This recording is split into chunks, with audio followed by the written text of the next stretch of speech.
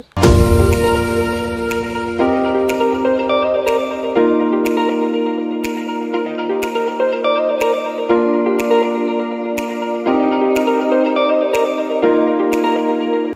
the politics of the day determine the destination of key government projects? That particular question, we're going to answer it today on this informative edition of Siasa Brigade, your go-to point on matters, politics and governance at large. I'm yours truly, Richard Mwanjo. As always, it's totally an honor to have you on board. And with me on this conversation is the man in black, Kenya's most sought after political analyst, the first of his name, Herman Manyora. The odium men in black, I'm one of them. No, not this time round. Yeah. You used to be before they lost the election. Yes. All right. Many people consider you sort of a coward, an opportunist. You and Francis Atwoli, no longer close to Baba. Don't talk about Atwoli, talk about me. Why?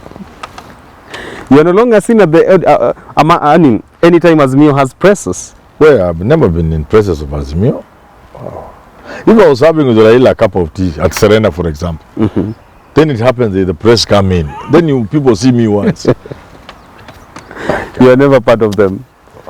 All right. So once I'm invited as a consultant to go and talk to MPs or something, then the cameras capture me. I'm not part of Azimio. You're not part of Azimio. I'm not even a member of any political party. Not even one? No. Are you planning to form your own? Come up with a party? I want to run for president, and I'm considering how I'll run. Yes. Most likely as an independent candidate. I'll see. All right. The time comes. You look sharp today, though. What's the occasion? I've started my consultations. Consultation. A number of people say you are disappointed you are not invited to the Africa Climate Summit. Why? You wanted to talk about climate change. What is there to talk about? That's a talk show. That's a talk show? Talk show. Heads of state come in there for a talk show. Jokers. I like the guy from Eritrea, the president. He told his colleagues we are wasting our time here. There's so much Africa can do. They don't need to be told and to beg. Do you support then the Damo Lekina's remarks that the next climate summit should be taken to Mandera so that people really see the full reality? And they will not go because they come here to enjoy it, to eat life. That of the way, let's get straight into today's conversation. And we are talking matters politicizing development. And very recently, a few days ago, Transport CS and Road CS, Kipchumba Murkomen, made remarks that during Uhuru's tenure, a number of government projects were stalled just so to sabotage and sort of deny President William Ruto his presidential bid, just to sabotage the entire area around development. Yes. Would you then say that perhaps he could be true that we are at a point as a nation whereby we have politicized development, that it no longer matters that it is a right of every Kenyan to benefit from the taxes? It has to be those who support the government or who are supporting its political mandate. I think we come from far. And gone are the days when the president will decide where development goes. Kibaki put us on that path. It's bad that we are going back. We are really backtracking, backpedaling, and back to the bad days when people lay prostrate and begged the president almost on their knees for development, because the president has no power to give development. He has no power.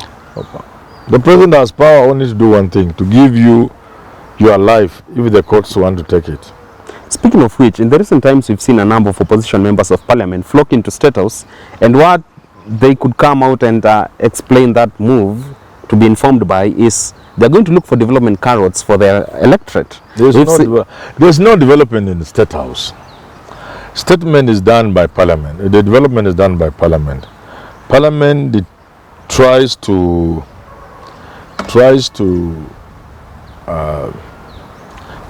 look at the resources we have, how much we can collect, how much we have, which should go where, and so on and so forth. There's a budget office in Parliament. That's why MPs are supposed to lobby for development. Are you saying that when they go to State House, it is oftentimes for their their own interests? They take their stomachs. And you give the president power he doesn't have. When he retires home to his bed, he just laughs. Say what in wajinga namna gani? He has no power to give anything. And and for good measure, because the president is a politician, if he had the power to allocate roads, you will pay taxes until you die because you will overpromise roads. Everywhere he goes, I'll give you this road. Everywhere, people keep, when the president, people just ask for all manner of things. Tunataka hii, tunataka. So as a politician just says yes, yes. Where will the money come from? In that very same breath, we've seen the President William Ruto in his 1 year into office. There has been more of roadside declarations and promises to even roads themselves there. That is why when I see very educated men talk about development from the president, I just laugh. That thing featured prominently in the constitutional making process. And we said henceforth, the president will not stand in a public rally na anasema munalia mnataka vice president kwani taongeza sufuria ya ugali kwa meza. Kama ni hivyo basi wacha Saitoti aendelee. We said no, we will not have this. And we said henceforth the president will have to say something, but in writing. In writing. With a seal of his office. Signature. Seal. Do you want to We said we were tired of this idea of the president standing by the roadside and promising all and sundry, all manner of things. Because then it means you want to run a planless development, if you can call it. Because there can be no development unless it's according to plan. And there can be no plan if the president is moving all over the country and promising you things, a road here, a bridge there, a school there, a TVET there. Well, so where is the plan? So then why is the president blinded? And you cannot develop without a plan. And the moment you begin throwing promises around the country, then you have taken the plan, if there was one, you have thrown it away. And you have centered all the power to allocate resources in the hands of one individual. Then you cannot even talk of development. So then, why is the president blinded to the fact that he's reading from a very old political But the president book? is not wrong. The president is right. The president is a politician. Even when you're the president, you still continue. The president is a politician. All modern states are headed by politicians. Where's the leader in there? There are no leaders. That's why only revolutionary states, a revolution can usher in somebody with a vision, not for himself but for the country. You can also be lucky through succession, like United Arab Emirates, like Morocco, and now Saudi, where somebody is saying, look here, I'm transforming Saudi Airlines to be the best airline in a few years. I'm transforming Saudi Arabia. And I'm going to go beyond Saudi Arabia. We are going to transform the Middle East. The Middle East shall become the center of the world. Like that guy in Dubai, what did he say? People thought he was dreaming. Look at how he has transformed the desert. So you can be lucky to get an individual elected to office with a vision. That king in Morocco, for example, is trying. The guy in Ethiopia, minus the excesses of dictatorship, the guy in Turkey. Brazil has had its share of people with a vision, and you can see now Brazil is the first. The B is the first name in the BRICS, standing for Brazil.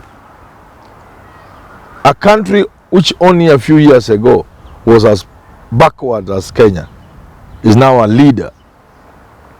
So, but the presidents and the other leaders they are good people, but they are not out to change societies. Very well. They are politicians. So how can you blame a politician for playing politics?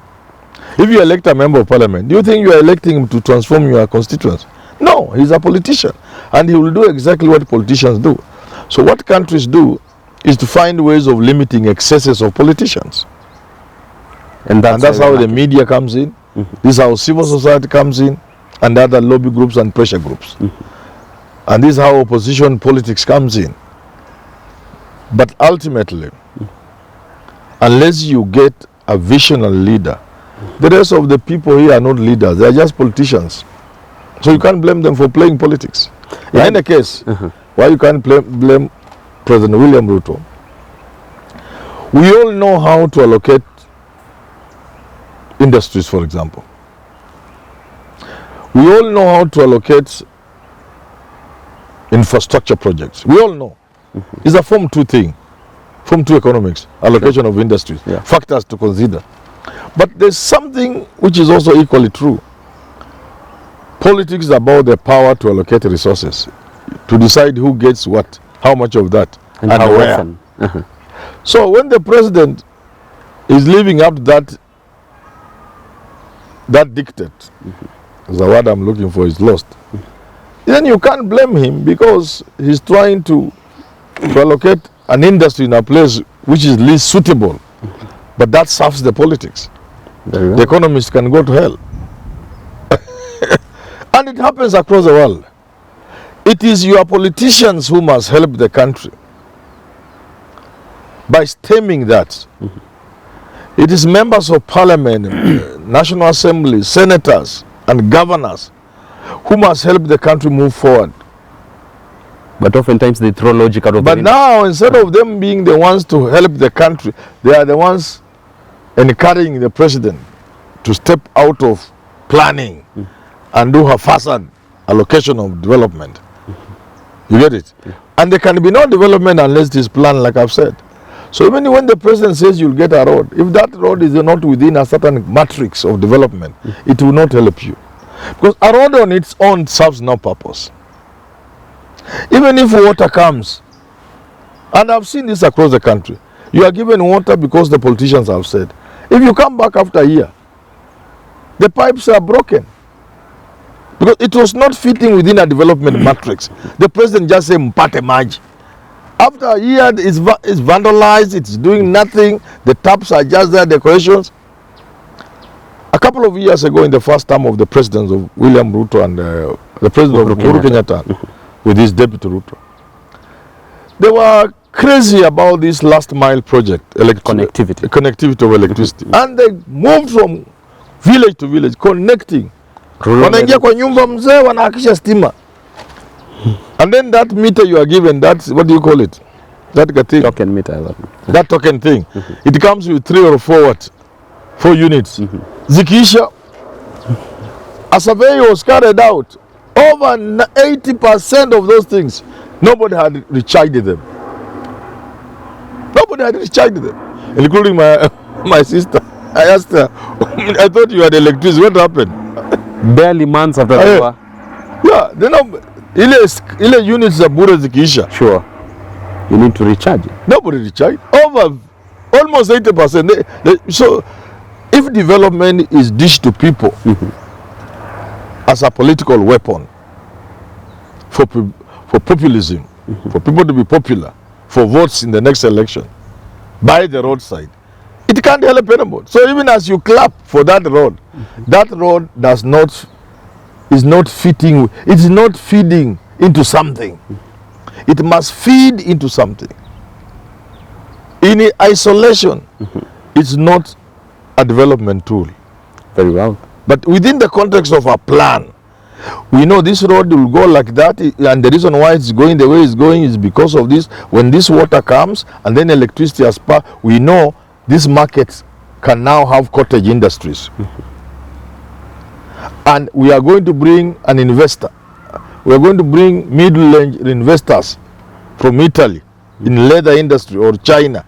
And we are going to show them the markets which we have networked. They have water, they have electricity, there is the road network, etc., and the security, because we have put there a police post or a police station, and there's a place where they can stay. You get it? Then you are selling this as a package. But tunataka mtu kufurahi barabara. Na hata hiyo kijiji hiyo barabara inaenda hakuna mtu ako na gari.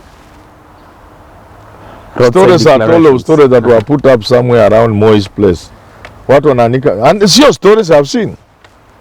You are driving and you find watu wameweka ngano kwa barabara wanakausha or maize. I've seen it, yeah. No dryers, nothing. So lucky enough hiyo imewekwa kwa chandarua. They roll it, you pass. So why were you proud of a road that is not serving anybody? Very well, point taken there. Before we bring the show to a wrap, We've seen the CS for Transport and Infrastructure come forth and even say the government needs at least 700 billion Kenya shillings to bring into completion all those stalled projects or those who are starved their financing for political reasons, just so to bid now President William Ruto's presidential bid at the time. Would you say that maybe it could be the government is trying to put up excuses because maybe it hasn't performed as many Kenyans expected first day into office in terms of infrastructure? You don't go back to your predecessor. You have been given a girl. You marry and let's see children. Don't talk about. So we need 700 billion to bring to completion. In any case, who doesn't know the game? You find somebody was doing something, he had already eaten his cut. You need to start that project afresh or start another one so that you too can eat your cut, because it's your time to eat. This is kindergarten thing. We all know that. So that could have been you stop a project, you start another one. Or make noise to the contractor. Tell him to go away. Then you bring a new contractor who gives you a cut. Then that contractor you have chased away goes to court. And 3-4 years later, the government pays you. You know, these are stupid people.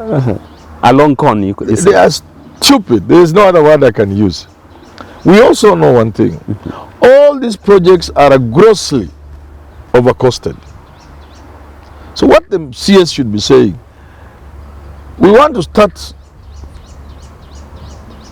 looking at the projects we have been running the past 10-15 years and have a conversation around quality of those roads, for example. Have a conversation around cost. We are going to benchmark in Morocco. We want to find out how SGR here costs more per kilometer than it costs in Ethiopia, in Tanzania. That's a conversation I'm willing to engage in. But this others is just the same thing we have had before. A guy comes to become a minister and replace carpet kila kitu kwa ofisi, not because they are not good, because hata yanataka kukula. So they should spare this cheapness. Very well, and that point by Herman Manyora takes us to the wrap of this conversation today on Siasa Brigade, talking matters whether the politics of the day should inform the destination of key government projects. We've really shed light into that conversation. Also, make sure you tune into our other subsequent editions coming on this particular channel with yours truly, Richard Mwenje, and also our other shows on the channel with Jadiel Kabiro, Evans Okenyi, and Mundia Gitau. Until next time, God bless.